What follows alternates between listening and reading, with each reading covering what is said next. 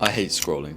Social media has become an echo chamber where trends outpace originality. Everything's a copy of a copy because everyone gets their inspiration from the same place.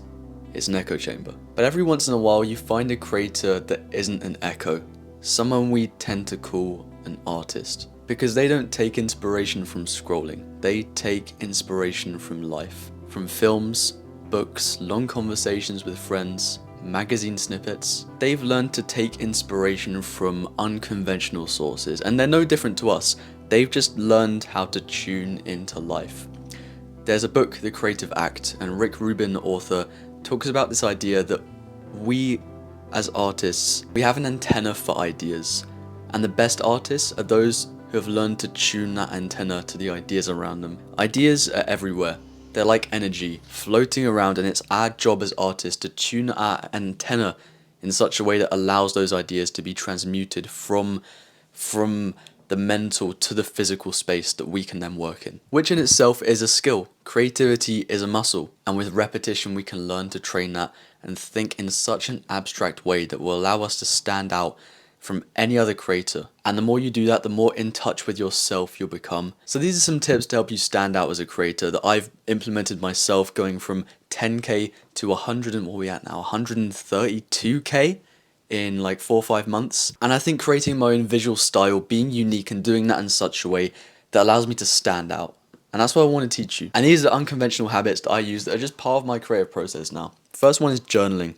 You can literally see right on my desk is a journal. I have about 10 of these over the last 2 years, and I think that's such an underrated skill for knowing how your own brain works, being able to articulate every single thought you have. I know everything about myself because I've written it all down. I've articulated how I feel, and that's something so important as an artist, is being able to articulate the feeling that you want to create, because art is an expression of yourself, right? The best artists, and the reason I'm talking about this as artists, because bear in mind, you as a creator, you are an artist. You're not like, just hobby creator or, entrepreneur, whatever. You are an artist. That's something so important to drill into your head.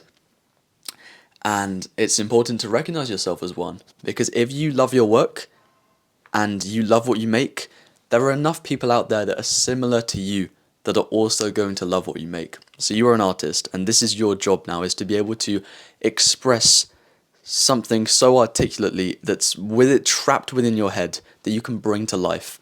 And there's 2 restrictions in doing that. There's the creative restrictions and the technical restrictions. And right now we're talking about the creative restrictions. How do we become more creative? How do we stand out? The other side of that is the technical restrictions. By the way, just as a little plug right here, all of this is taught in my Capcut Creators course, which just launched this week, teaching you not only all the tools in Capcut and how to do that, and how I make all of my videos and have gained my following using Capcut Mobile, but also how to think creatively, how to stand out as an artist. So it's removing all of those restrictions and allowing you to create videos. Alright, I'm done promoting. The next thing is using songs that you actually like.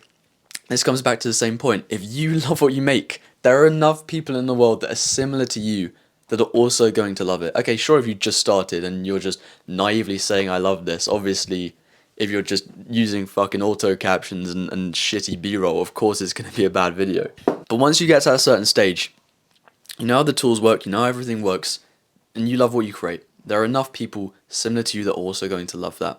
And background music is, oh god, I've got a lot to say about this. Why is everyone just using Death of a Bluebird, a few Tyler the Creator songs? I love Tyler, don't get me wrong, but everyone is doing the same thing with background music. There's just this trend of just not trying anything different. Use a song from the 80s, or use a really niche artist that you absolutely love. Just do something different, man. This is such a cheat code. Just do something different. Let me pull up my videos. Alright, let's have a look. The songs I use here. So this is my iPhone, and all my videos are edited on this. What year was that song made? Like years and years and years ago. Was the song The Passenger? No one has used that, and it's a song that I resonate with so much. And that there's so many different ways where you can pause it, you can change the pacing, you can come in really hard on a beat drop or whatever. Everyone's just doing the same thing. It's finding songs that resonate with you. This is my iPhone, and everything you're about to see was edited on this. Balloon by Tyler the Creator. Fair enough, a few people are using that. As creators, we obsess on numbers. Specifically this one. I don't think anyone has used that song either. And the great thing about finding these songs is you can edit to the pacing of each song. Like this one, the numbers, dun, dun, dun, dun. The way I sort of see editing and the songs is how do they feel? Like I edit to the bounce of the music. There's another one that tends to this effect. As creators, we obsess on numbers. Like I specifically made that cut on the dun dun dun dun. And even when I'm speaking, I could have just said, as creators, we obsess on numbers. But I didn't. I said, as creators, we obsess on numbers. I specifically went numbers to match the song. It's knowing the song, knowing what you want to say, and then matching that together. Specifically this effect, as creators, we obsess on numbers. It's very subtle things like that that really bring a video to life. So just learn to be yourself. Be so in tune with yourself and who you are, and you'll naturally draw people to you that resonate with that. If you like the work, that is literally all that matters. And my last tip is break the rules. Once you learn what the rules are, then you can break them. That's what I did. Once you know pacing for a video, decide to just change it up. Cut a song, hold silence for 5 seconds and then come back in. And it's almost learning to dictate the pacing, which is something you only learn with time and the more you make. But those were a few tips I had that I just wanted to share. I think I want to do more of these kind of videos just to give you a little bit more insight into my creative process. Let me know what else you'd like to see, because this was just me. It's just me rambling. I had a few notes and just rambling for 5-10 minutes. But yeah, hopefully this was useful. If you want to sign up to the Capcut Creators course, there's bound to be a link down there. You get to learn how I make all my videos in Capcut Mobile on my phone, literally this iPhone SE, how I do masking, remove backgrounds, color grading, audio editing, everything in between, my effects bank with all the effects I use in my videos, from glowing figures to floating objects to my text animations.